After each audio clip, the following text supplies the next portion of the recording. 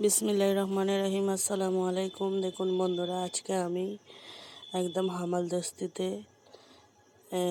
মাংস কুটে নিয়েছি কোপ্তা করার জন্য। তো এখানে আধা কিলোর ওপরে মাংস আছে।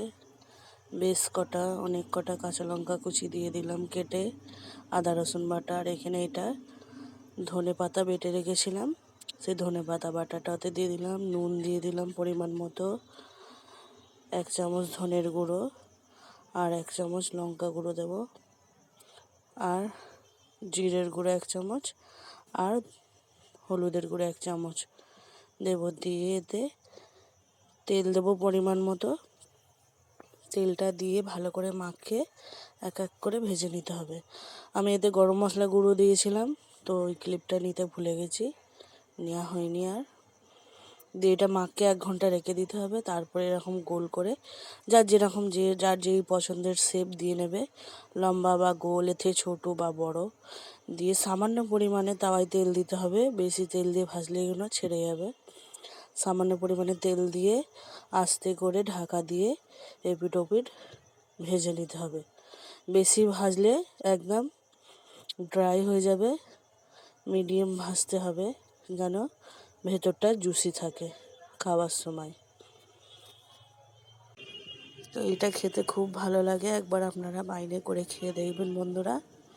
গরম ভাত, পোলাও, বিরিয়ানি সবের সাথে যায়, নাদ রুটি, রুমালি রুটি, যার যেটা পছন্দ সেটা দিয়ে খাবেন, খুব ভালো লাগবে। আমি এক এক করে উল্টে দিচ্ছি, চাপা দিয়েছিলাম, এখন উল্টে আবার চাপা দিয়ে দেবো। এটা হবার পরে ভাঙলে মনে হবে কাঁচা, কিন্তু না, এটা একদম ভিতর থেকে একদম খুব সুন্দর নরম হয়ে সিদ্ধ হয়ে যায়, খেতে খুব পারফেক্ট লাগে। হয়ে গেছে, এদিক ওদিক করে ভেজে নেব, নিয়ে নামিয়ে নেব।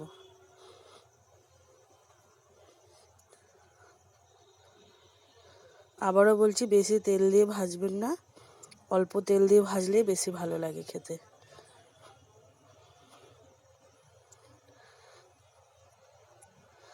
দেখুন হয়ে গেছে, আমি এখন গ্যাস বন্ধ করে দিলাম। আমি একটা খেয়ে দেখাচ্ছি আপনাদেরকে। এটা খেতে এত সুন্দর হয় বলার মতো নয়। তো বন্ধুরা, কাঁচা লঙ্কাটা একটু বেশি করে দেবেন আপনারা যখন করবেন। এখন আমার ভয়েস দিতে যে জিভে পানি চলে আসছে। এটা খেতে খুব সুস্বাদু হয়। তো কার কেমন লাগলো বলবেন কমেন্ট করে। সবাই ভালো থাকবেন, লাইক ও সাবস্ক্রাইব দেবেন।